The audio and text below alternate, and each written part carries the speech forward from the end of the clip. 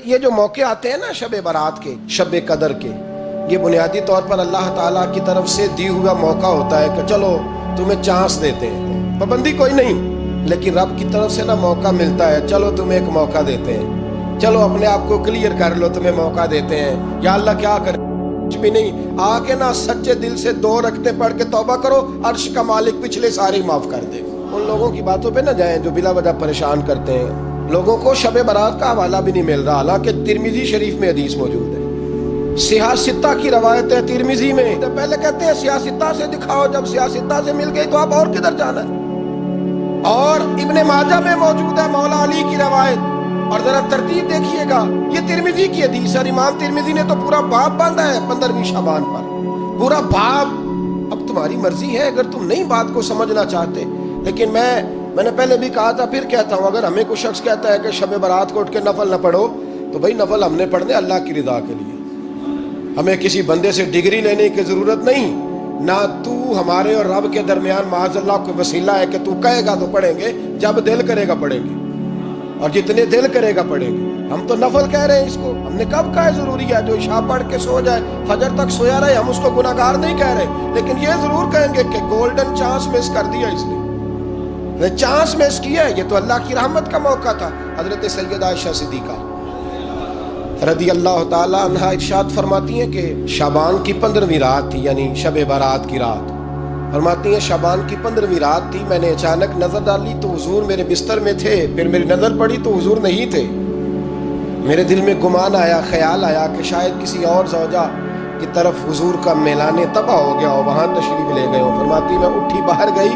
تو نبی کریم علیہ السلام جنت البقیع میں تھے، قریب ایک جگہ پہ حضور دعائیں مانگ رہے تھے۔ فرماتے میں گیا تو حضور فرمانے لگے، ابو بکر کی بیٹی تو نے کیا گمان کیا کہ اللہ کا رسول تیری حق تلفی کرے گا؟ عرض کی حضور آپ مالک ہیں، کہیں اور جانا چاہے تو میری طرف سے پابندی نہیں۔ کہتی ہے وہاں کھڑے کھڑے میرے رسول کریم نے بیان فرمایا، یہ ترمذی کے لفظ ہیں، حضور نے فرمایا عائشہ یہ شعبان کی 15ویں رات ہے، مدینے میں سب سے زیادہ بکریاں بنو کلب کا قبیلہ پالتا تھا، فرمایا آج کی رات بنو کلب کے قبیلے کی بکریوں کی تعداد کے مطابق اللہ میری امت کے لوگوں کی بخشی فرما دے گا۔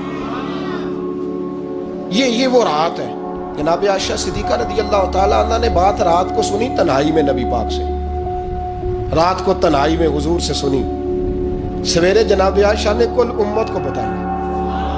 اگر یہ بات اہمیت والی نہ ہوتی تو بی بی صاحبہ آگے روایت کرتی، یہ کتابوں میں آتی، یہ لوگوں کو بتاتی۔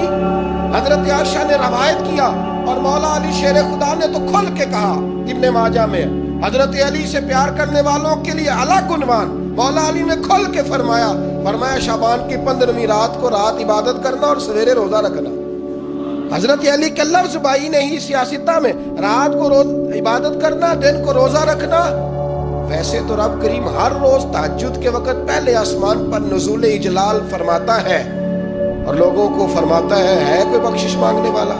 کیا انداز ہے مولا علی شیر خدا، حدیث روایت کرتے ہیں، رنگ کیا ہے؟ فرمایا باقی راتوں میں نا تھوڑا سا پیکج ہوتا ہے، تھوڑا سا آخری حصے میں رات کے شب برات کو نا رات چڑھتے ہی اللہ پہلے آسمان پر جو اس کی شان کے لائق ہے نزول اجلال فرماتا ہے، اور پہلا جملہ یہ فرماتا ہے کوئی معافی مانگنے والا؟ اللہ کرے آپ کو سمجھ آئے، یعنی معافی دینے والا کہہ رہا ہے چلو آؤ ادھر آؤ ذرا معافی مانگو، میں معاف کرنے آیا ہوں، مانگو معافی، ہے کوئی معافی مانگنے والا؟ معاف کر دیں گے۔ اور آپ فرماتے ہیں کوئی رزق مانگنے والا؟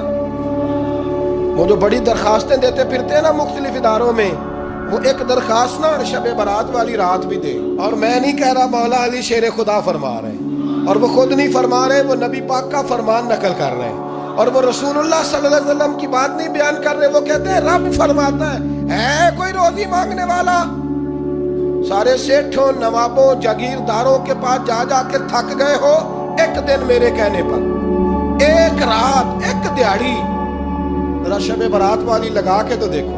تو میرے رسول پاک علیہ السلام نے ہمیں یہ میسج دیا، پیغام دیا، فرمایا اس رات جو اولاد مانگے گا رب اسے بھی عطا فرمائے گا، اس رات جو اللہ سے بخشش مانگے گا اللہ اسے بھی دے گا، اس رات جو رب کریم سے عزت مانگے گا اللہ اسے بھی عطا کرے گا۔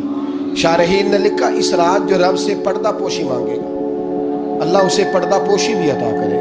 جو جنت کا سوالی ہوگا رب اپنے فضل سے عطا فرمائے. کوشش فرمائے, کوشش فرمائے. 10 محرم کو ہمارے ہاں لوگ جاتے ہیں قبرستان.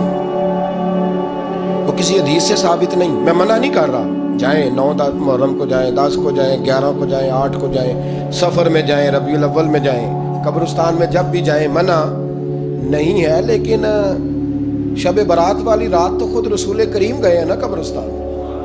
اب جو بات میں نے سمجھانی ہے اس کو سمجھیں. نبی پاک کی والدہ کا مزار نہیں ہے وہاں جنت البقیع میں. حضور کے کو بھائی بہن, حضور کیا کرنے گئے؟ امت کی بخشش کے لیے گئے. شب برات کی رات لالچی نہ بنے کہ صرف میں نے اپنے لیے روزی مانگنی ہے. کل امت کے لیے مانگے رب کریم سے. مانگے اپنے بھائی کے لیے, مانگے اپنی بہن کے لیے, مانگے اپنے بیٹے کے لیے, مانگے اپنی بیٹی کے لیے, مانگے اللہ کریم. یہ مانگنے کی رات ہے. پچھلی راتی رحمت رب دی کرے بلند آوازہ, بخشش منگن وارے کارن کھلا جے دروازہ. آئے اللہ کی بارگاہ میں اس رات کو کھل کے دعا مانگ.